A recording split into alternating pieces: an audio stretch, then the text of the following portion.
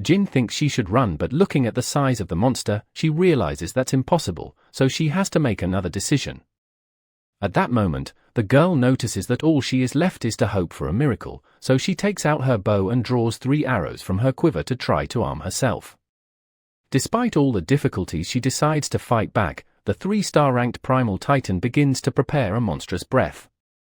In a desperate attempt to save her life, Jin fires 3 arrows at her enemy. Unfortunately for her, the monster easily raises a hand to shield its face, successfully blocking the weak attack. The girl realizes that the titan's skin is tougher than that of a tank, and her chances of winning are almost no. The primate then, with one of its forearms, quickly strikes the ground, causing another gust of wind and rocks to fly into the air. However, with her extreme skill and speed, the girl manages to escape once again and even in the air. Jin prepares to fire another arrow.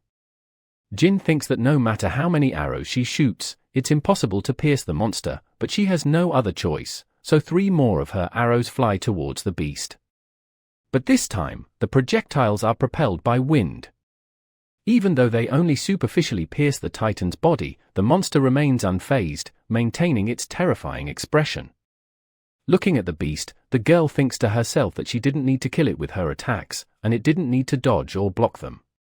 She just wanted it to get a little closer and was hoping the monster would lower its guard for just a moment. The new arrow that Jin retires in her bow is imbued with fire, and the girl is certain that her plan will work.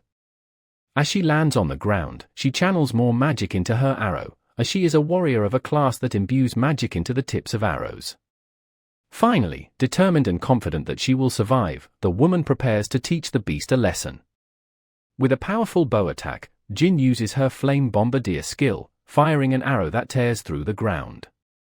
It's explained that the type of magic that can be imbued into the tip of an arrow has absolutely no limits. And what she chose as a last resort was the largest explosion she could manage. After hitting something, the arrow explodes, causing a massive blaze that can be seen throughout the forest. The woman continues to stare at the spot where she launched her attack, trying to see if she managed to defeat the beast. Despite everything, that attack should have been enough to kill any monster with a 3-star danger rank, however the girl is completely terrified. After the smoke clears, the monster is seen clinging to 2 trees, having narrowly avoided the attack. The monster, having barely escaped, looks enraged with a terrifying expression, furious at the audacity of its prey, and even with all her power, the attack would only have been effective if it could hit its target. Various thoughts flood Jin's mind, and the girl begins to consider that she might die there since she doesn't know what else to do. Before she can think about needing to run, the monster lands on the ground, determined to put an end to the young woman. It quickly charges at her, and in a desperate instant, Jin runs in the opposite direction, trying to escape. The titan continues with a psychotic expression, merely wanting to have fun with its desperate prey. However, as if by a miracle from the heavens, just as she had wished, our protagonist suddenly appears, striking the titan with a weapon. Looking up at the sky, Jin is incredulous at what just happened, gazing at her savior as if he were her hero. Still in the air, Juriang locks eyes with the girl he had just saved, while Jin remains astonished at everything that transpired. The giant, having taken a solid hit to the chin, is still somewhat dazed, trying to stay on its feet. Our protagonist safely lands on top of a tree and thinks that even though he struck the creature on the chin, it didn't seem to be enough. Looking down, the boy notices that the beast is glaring at him with a terrifying expression. He pulls a strange object from his pocket, something resembling a weapon, which is a tool for adventurers. With his baton in one hand and the tool in the other, the boy charges into battle to defeat the beast. Jin, witnessing the situation, is extremely impressed because she never imagined that the young man would be bold enough to attack the monster head-on. The girl thinks that the young man is heading towards certain death, and the enraged, primate titan lunges to attack him with 2 its arms. Shouting loud enough for the girl to hear, Juriang tells her to close her eyes immediately. Even though she doesn't fully understand what he's talking about, Yu quickly points his tool at the monster's face. The beast and you are on the verge of a deadly encounter, where only one of them will come out alive. However, from the tool Juriang is holding, a powerful light begins to emanate, and the young man quickly closes his eyes. Right in front of the monster's eyes, a blinding light that illuminates a large part of the forest is emitted from the device, leaving the Titan temporarily blind. Serum, heeding the unknown boy's advice, quickly closes her eyes and raises her arm to shield herself from the device's light. The monster, unaware of what was happening, is completely affected by the light that shot directly into its eyes. The beast begins to roar in anger, and after that our protagonist lands on the ground, thinking that he used all the power of that tool, even though it was his last one. When he was holding his call to stun light, a tool made from the scales of the oscillating fish that lives in dungeons deep in the ocean. It has an incredible ability called Incapacitate, which offers a lot for its price, has been beloved by countless adventurers. However, because of its incredible performance, many people misused it, and several adventures began to lose their vision. As a result, its production in the present day of that world is strictly banned and prohibited.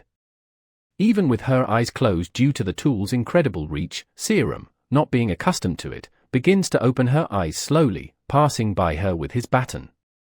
Juriang says that he did all of this for her, and now she has to find a way to survive on her own because she only has a few seconds left.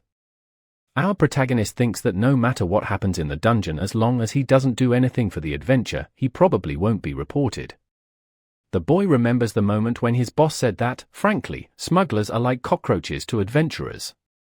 Despite that, the bounties for them were very high, so if he acted without thinking, he would be outsmarted and handed over to the government. Therefore, he wasn't going to do anything else. However, as he ran, the boy maintained a firm expression, but noticed something behind him that stressed him out. The young man realizes that the girl from before was trying to follow him, and not knowing her intentions, Juriang complains. Even though she's out of breath, Jin doesn't give up on her goal and continues running after her savior to thank him. However, of all the lessons he had learned about not being outsmarted, he makes a decision and quickly uses his incredible speed. Serum, who was right behind him, realizes that somehow the boy managed to escape her sight in a fraction of a second. Jin asserts that she was sure the boy was just there, but suddenly, he disappeared. With her guard down, she is surprised by a baton that strikes her directly in the neck, pushing her back. Our protagonist pins the girl to the ground and tells her she's too stupid, asking what she was doing. Serum innocently and without malice explains that she just wanted to thank him for saving her. Coldly, Juriang retorts, asking if she's joking because he's not stupid enough to fall for that nonsense. Showing that she's not so innocent, Serum reveals that she didn't follow him just for that, but because she knew the boy was a smuggler. However, she didn't want to capture him instead. She wanted to offer the young man a job, and hearing this, he remained silent for a moment. Seeing the emblem of the Warrior Academy on the shirt the girl is wearing, Yu sighs and lets it go. Removing his baton from the girl's neck, the boy says that he intended to let it slide, but this is her last chance to survive. Turning away and beginning to walk, Juriang says that he has no interest in learning from a student of the Warrior Academy. In a tone more imposing than ever before, Juriang threatens Jin, warning that he would truly bury her if she interfered with him again. The girl, understanding the seriousness of the threat, remains silent for a moment. Even so, she doesn't give up, saying that the bounty for a smuggler was 50 million, and the bounty for hunters must be 400 million. Juriang takes this as an affront and becomes completely enraged with veins bulging from his body. However, something changes his mind completely when he looks at the girl's hand and sees something impressive. Serum is holding a necklace called Blood of Enkel, and Jin says that he could only buy it if he captured 5 smugglers, which would amount to over 200 million. With that in her hands, sweating, she tells him that this was just the initial payment, and that if Juriang helped her with the exam, she would give him even more money. Staying the girl's wealth, Yu comments that it's insane thinking that she was just a spoiled brat, that beyond that, she was filthy rich and crazy. Determined in her objectives, the girl retorts that it didn't matter if she was crazy or not. Raising the necklace again, the young woman states that what mattered was that this opportunity would change the life of our protagonist. Once more, he sighs unexpectedly, saying that he imagined something like this would happen. The young man apologizes, stating that it's Jin's fault and that he really has no reason to kill her. Hearing this, the girl is startled, questioning what he means. A huge shadow begins to block the sun, plunging them into darkness, and looking up, the boy says that he already warned her. Juriang mentions that he told her she only had a few seconds, and in the sky, the primate beast is seen leaping to capture the 2 youths after recovering from the flash. The monster, furious, immediately